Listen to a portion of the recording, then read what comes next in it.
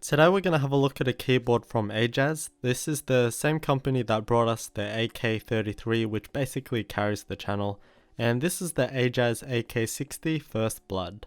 Thanks to Banggood.com for providing this keyboard and their continued support. The packaging is very similar to the AK33. We have the normal brown box with some branding, specs and the First Blood name, but there's another box inside which is a black box with minimal branding. I'm not sure why they do this, but at the end of the day, it does give it more protection for postage. Opening up the box, we have the keyboard itself protected by a foam sleeve and soft cell foam. We get a wire keycap puller, and this is definitely one of the better ones that has come with the keyboard. Being a wire puller in the first place is good, which is easy and safe to use for the keycaps. But then on top we get a little switch with a clear keycap, and this is an Ajazz blue switch which is in the keyboard itself, and it's just a fun little clicky tool to have. We also get some documentation which is all in Chinese. And here's the keyboard itself, and the immediate thought I had, and what many others do from just seeing it in photos, is that it looks just like a DAS keyboard. And there's no hiding that it absolutely does. First of all, the plate. It's flat and has a reasonable bezel to it.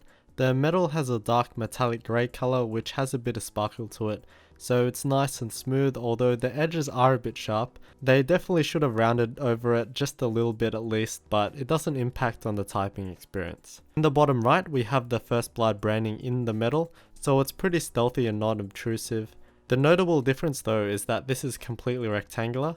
They both have quite rounded corners, but the DAS keyboard does have that bulge in the top right corner. But the biggest giveaway is the top right cluster of controls. This nearly looks exactly the same as the DAS keyboard. We have the lighting control button, the lighting and sound toggle for the wheel, and some MIDI keys. But that wheel, it's chamfered in that red accent just like the DAS keyboard.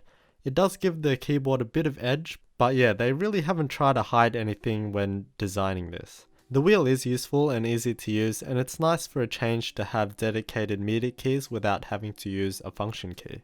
The keycaps are blank tops with side legends. People often question the usability of blank keycaps. I constantly get comments on my videos with blank keycaps asking how I type on it.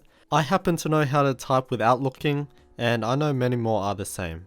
These keycaps does give the keyboard a unique and clean look, however we still have the legends on the front side, so we can still refer to them instead of having them completely blank. So we kind of get the benefits of both sides. And the font or typeface is nice and simple, and it's that clean look that I like. But the thing with these keycaps is that they are backlit compatible.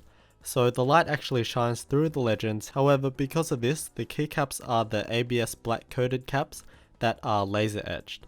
But because of this, the top of the keycaps is that smooth and slick finish, and these are susceptible to wear and shine because it's only just the black coating over a white translucent plastic, and without the legends there it might be more noticeable. But let's turn on the lights to see how it looks, and this is where that laser etched lettering comes into play, letting the light shine through. It's definitely a unique look that's only really achievable with this type of keycap. There is one problem though. Since the LEDs are on the south side of the switch, at the right angle you can pretty much get a direct line of sight to the LED itself, and it's just super bright and annoying to look at, so I like to run it at a pretty low brightness to avoid this. Looking at the sides, and it has a black plastic base, there's a bit of an overhang with the metal kind of hiding the plastic as well. There's also a bit of a taper on the bottom edge, giving it a bit of a slimmer look. Like with the AK33, the function row has these super tall keycaps like this escape key, and this just makes it easier to reach. On the rear is a non-detachable USB cable, which is unfortunate since the AK33 did have one. On the bottom there's some Ajazz branding. There's 4 rubber feet for non-slip and 2 wide flip-up feet which are also rubber tipped. They've gone with a satin plastic this time instead of that glossy mess that they had with the AK33, but this still picks up oils and marks. The design overall is quite nice looking in my opinion. I think it would have been cool to have the keycaps and top plate kind of blend together a bit more better to make it look more stealthy, but by having these kind of keycaps, this thing is an absolute dust magnet and oil magnet. I'm quite meticulous with my hands being clean when using keyboards, but these keycaps pick up absolutely everything, and that glossy and kinda greasy finish just isn't nice to look at.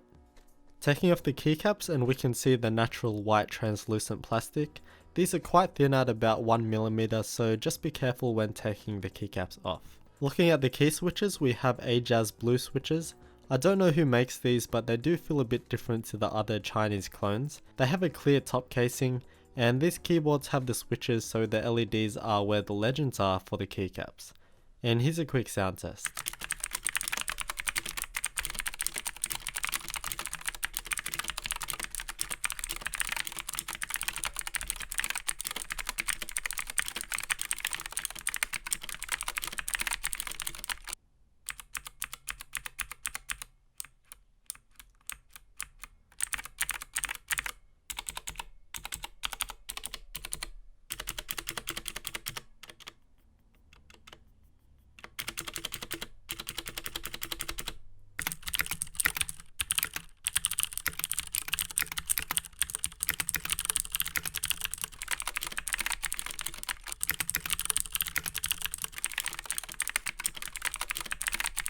So these Ajazz blue switches are of course just like the Cherry MX blue switches, so they're clicky and tactile.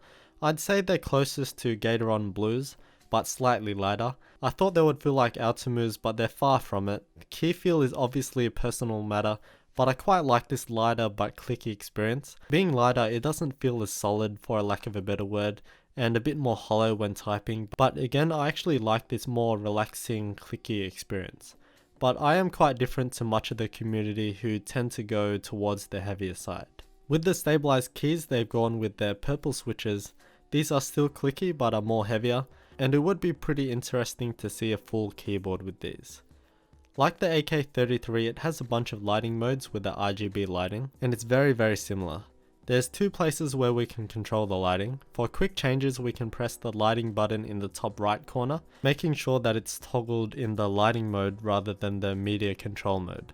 And we can cycle through the modes and change the brightness, but we can't customize the colors here. For proper control, we use the function key and the nav cluster. First of all, the brightness and the speed of the effect can be controlled via the arrow keys. The lighting modes are on these 6 keys here, which have A1 to A6 etched on them. The first one is a wave mode, and if we press that again, it will freeze in that position. A2 cycles through the colors really slowly. A3 is a ripple mode, and if we press it more times, we can cycle through the colors including rainbow. A4 is the raindrop mode, which again we can cycle through and choose a color. A5 is this firework mode, again color customizable. And A6 is a different type of rainbow which isn't customizable. And like the AK33, we can customize each key to be a specific color. We do this by pressing function and scroll lock, and we can cycle through each color for each key, and this is including off. Now let's open it up and take a look at the insides. The aluminium plate is held in by some hex screws interestingly, but the rest of it is held together by Phillips head screws.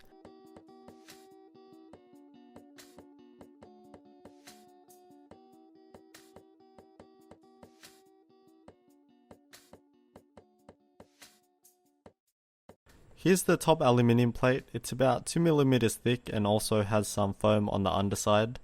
The bottom plastic shell is quite good actually. It features a lot of ribbing on the bottom surface for reinforcement and a ton of screw bosses.